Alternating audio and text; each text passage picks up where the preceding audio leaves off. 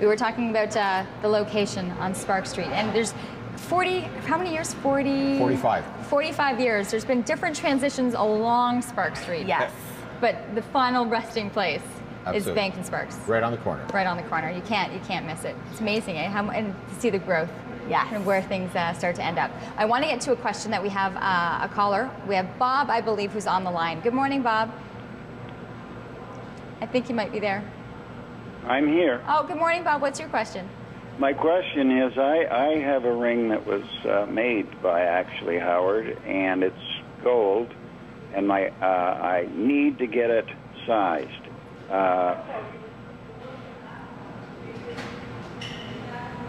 No, I'm not. I'm speaking to the girl right now, Corey. And I was wondering whether it took away from the value of the ring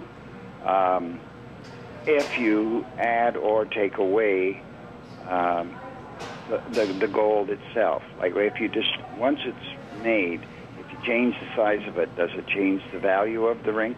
Right. If it's not done properly, the answer is yes, it will. It can change the value of the ring.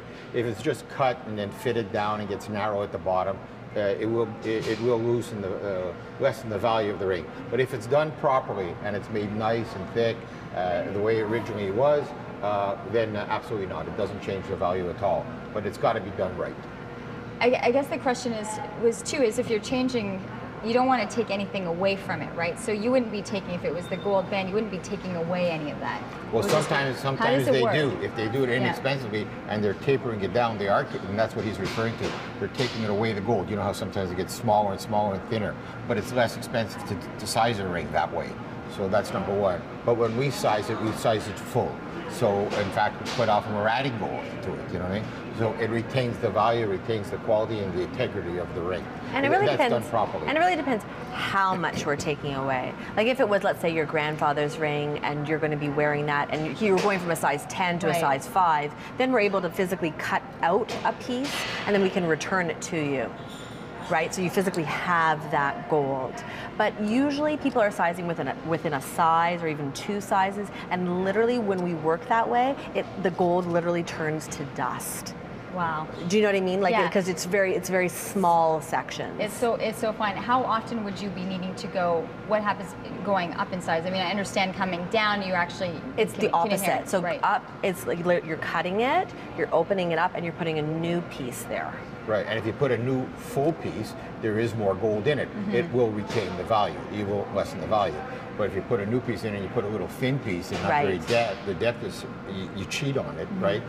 Then technically you are lessening the value. It's in the craftsmanship. Absolutely, and I think that must be the concern, right? When people come in and they've got these precious pieces for them and they're coming in to get things done, they've probably got so many questions as to what's going to happen to it when it goes behind, behind the door. And that's a very good edge for us over the competition because we can give them all the answers right there. And the item doesn't leave the store. It's done right on the premises. And sometimes people are so attached to their jewelry that they actually want to watch the goldsmith do it. And if you book an appointment, then we are able to actually set you up physically beside the goldsmith, and you can actually see it being done. Really? Yes. Some people are. That's a very, very important feature for them. Also, when we do appraisals, sometimes they insist on being there the entire time. So we've had people do 4 or 5 hour appointments, and we literally, because they have so much stuff to appraise, and they just literally sit there with the appraiser, and the appraiser explains everything. So we're really transparent, and if that's important to you, then we'll make it happen. I think for some people that right there is the deciding moment to say this is my concern, and that you can cater to that. Yeah, exactly. The majority of appraisals, we have a lab right on the main floor. In fact, we have 2 labs, but we have one lab. Well, I know, because you have all of your tech gadgets hidden all over the place, right? We have a whole second floor now full of tech gadgets.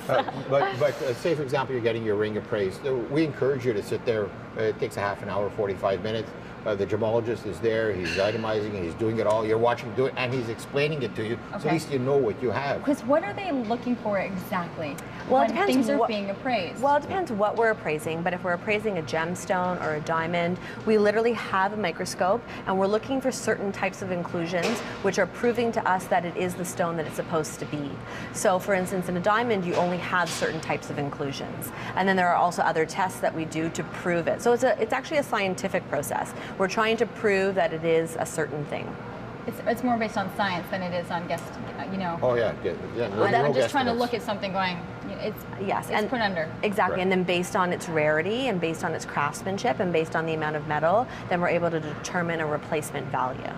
Well, we've got some great information coming your way. We also have a chance for you to ask some more, because I know we were just mentioning too the earrings that were right here. It seems to be a really popular, safe gift-giving idea as well. Yeah, earrings are great for Mother's Day. It's one of those gifts that usually are a successful surprise, and we have lots of choices under $1,000 and even under $500.